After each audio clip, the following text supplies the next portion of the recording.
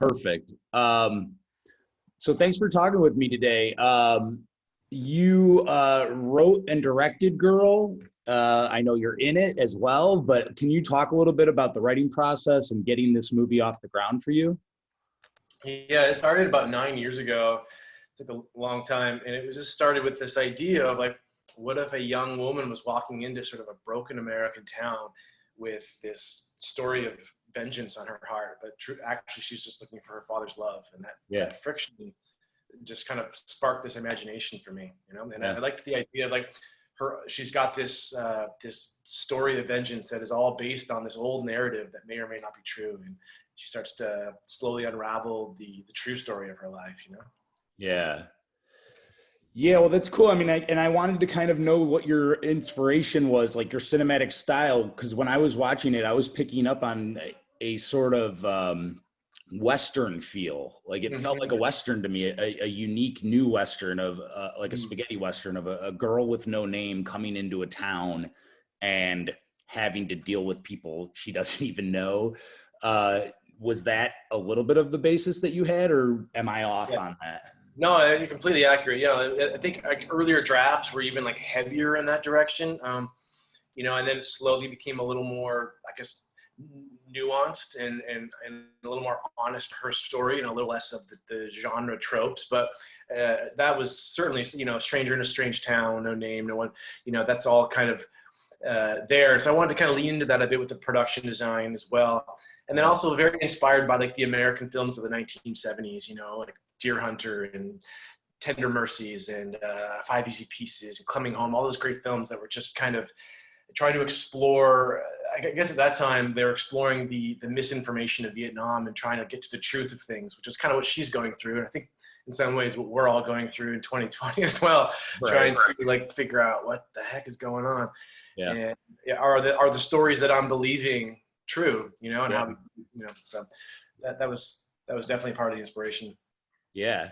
Yeah. Well, and tell me about working with Bella Thorne. I mean, you know, I know you're going for emotion with this character, but I imagine you don't have to explain much to her on the paper. I mean, is it just, here's the script and let's chat maybe a little bit about where to go, or do you give her a lot of direction on this?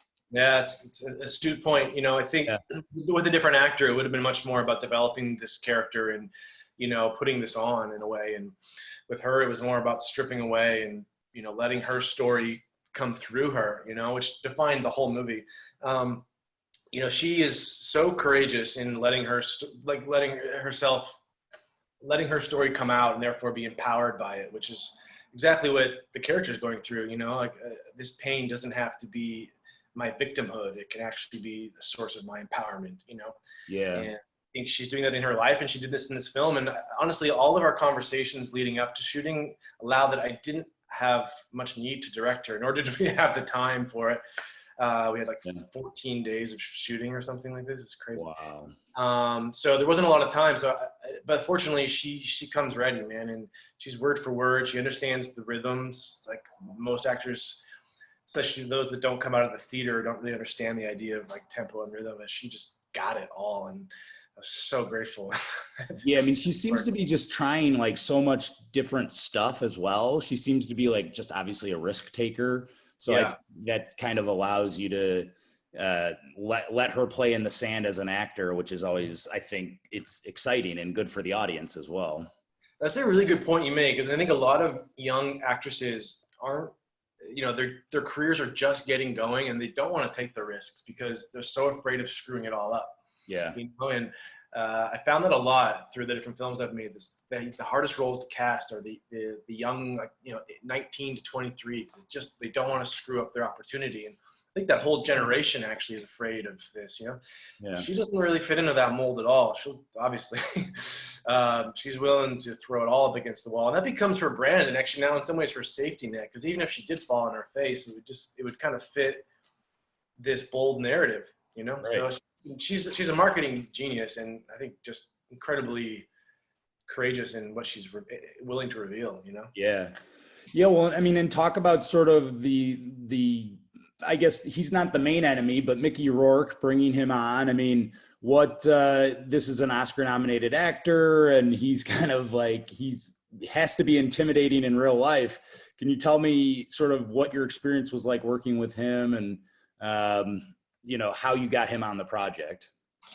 Yeah, I mean, Mickey has had a enormous life. He has seen things that we will never see, and Yeah. it drips out of him. He doesn't have to work very hard for that to happen, and I always wanted that character to be on the battlefield of spiritual warfare, and I think Mickey knows that place really well. And a lot of what came on the screen wasn't so much what I wrote, but what Mickey wanted to do. And I think that authority ends up standing out more strongly than had I really forced my ideas upon him, because he comes in on set and takes charge, Yeah. And that's the character. So it really fit and allows, I think the same way the characters were terrified of him, I think in some ways we were too, because he's just got authority, and Right. You don't want to be on the wrong end of that. So,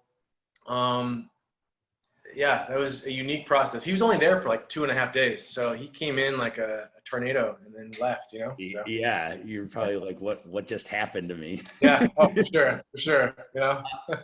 Well, one of my favorite parts of the movie is this fantastic scene that you're in, where you and Bella, you're sort of meeting the girl character for the first time, and your character's there in this laundromat, and you just create fantastic tension. I just thought your character's really disturbing, and then of course there's she kind of has a realization of who your character is, and then you guys kind of have to go at each other.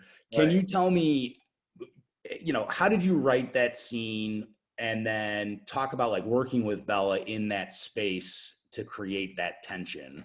Yeah, thanks for bringing up that scene. That's one of my favorites. And it's like, I think, everybody was always trying to shorten that scene, It was always, we got to cut some out of that scene. And I was like, I always fought for it to just, in fact, it was originally, the fight was like, I'm not giving that away, but there was the confrontation between them, was originally much longer than that. And, but anyways, the whole point of that scene for me was like slowly tipping her and the audience into this new reality that the film lives in, right? So, it's much up to that point, a much more kind of paint by numbers thriller about what this is going, and that's when everything kind of starts to flip around.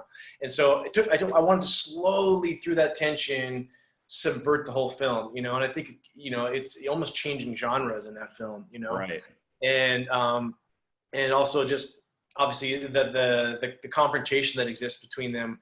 I wanted to try to find a psychology to that action, and it was like this middle ground between like sibling rivalry, as you later on discover that they're more closely connected than you think, and then also this sort of seduction dance. So it becomes this weird, almost like dance of incest or something, Yeah, it's almost like a tango, like leading up until when there will be some form of like fighting between the two of you, and you're it kind of boils. It just gets to a moment where I was like really excited at the end at how it went and the direction you took it. So congratulations on that. Thank you. You even talked a little bit about production design. I mean, this little town, I didn't look too much at some of the notes, but I mean, where did you find this place? Where did you shoot all of this? Because it's just like, it has this very like ghost town, which in a lot of ways feels perfect for today's COVID sort of situation. And it looked, very run down and in many ways scary. It is a separate character of the movie. Can you talk about setting up the production of it and getting into these spaces to make it look the way it did? Yeah, thank you. Yeah, it was a discovery process, because I think the concepts of the town really came from walking into these small American forgotten towns and realizing that we come with all these assumptions as to who these people are and what this place is. And as you get to know them more, you realize there's a much more complex story behind each of these people's lives.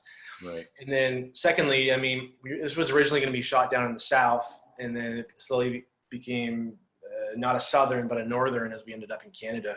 Yeah. And, the town actually, we shot in Sudbury, Ontario, which wasn't like perfect for the film, because they're actually, they're quite respectable there. You know, Right.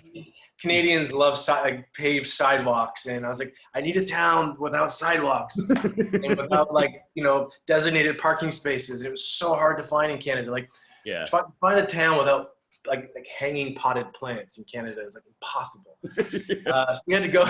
My production designer and art director Alexis Dabad and Dave Morris worked tirelessly on this movie, trying to accomplish that, and did such a beautiful job. I love what they did.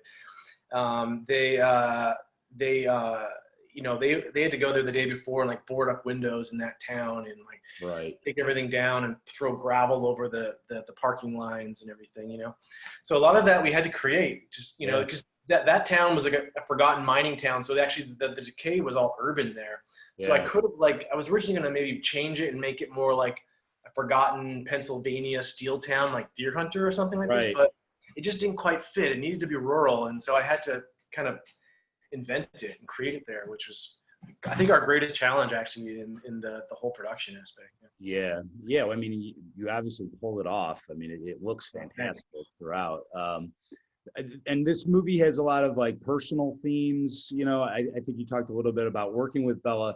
Can you talk about like the family aspect? I mean, the characters of, you know, getting to the bottom of who you are and your relationships with your family. Is that something that resonated for you in writing it? Yeah, thanks. Yeah, definitely. I think I was captivated by this idea of like, what does it mean to be, you know, for your identity to be wrapped up in feeling like you're a pawn in your parents' war, you know? And I think any divorced child knows that, you know, even if it's a really subtle warfare going on, there's tension. You feel like you have to choose your alliance. And that's something that stuck in my psychology for much longer than I would have liked. And I realized my identity couldn't be wrapped up in one of them or even both of them. You have to find it for yourself. And that for me was like the guiding light for her story. It was like, who am I? And she's caught in a binary choice, father or mother. And she's, you know, by the end, she has to define, you know, a third option for herself, you know? Yeah, that's awesome. I mean, well, and tell me a little bit how it's felt to sort of have this film play at Fantastic Fest, you know, during these times. I mean, obviously you would have wished that there was, you know, full theaters of fans watching it for the first time, but unfortunately this is the situation we're in. Have you sort of felt positive with, it's kind of like a make lemonade with lemons situation, but, you know, explain sort of how it's felt just to have the film as part of the fest and, you know, did you get everything out of it that you hoped for? Yeah, thanks. You know, it's been a surreal way to release your first film. I think everybody pictures like just a moment of celebration, you know, and it's like in my bedroom with my wife watching it on a TV where the audio wasn't syncing correctly because we're in like a rural area. And it's like, you know, I just was like sitting there going, wow, I'm learning a lot of humility in this moment, you know? But the Fantastic Fest people were so loving and so generous to the film. And I think really gave it the best welcome that anyone could have under these circumstances. You know, and we were fortunate enough that the film has, you know, landed with some great distribution. You know, we got Universal and Screen Media. So that's, you know, really encouraging. I just don't know what a theatrical release is going to look like in November 2020, but, you know, I mean, honestly, at this point, I don't even necessarily care the format. I just want people to see it, and you know, if it's in their house, that's fine. But it would be nice to like have one moment of seeing it in a theater with more than like 6 people. You know? Well, and it's got that sort of like wide format that you just want to see. Like you said, we shot it anamorphic. I'm sure the cinematographer Christopher Bonnell, he did such a great job. I'm sure it's. In any ways, maybe in some ways, maybe hardest on him because he put so much into that aspect, you know. But you know, it's just, I think we got to do it. We got to at least try to get one drive-in movie experience for this thing. Yes, definitely. I think that'd be perfect for it.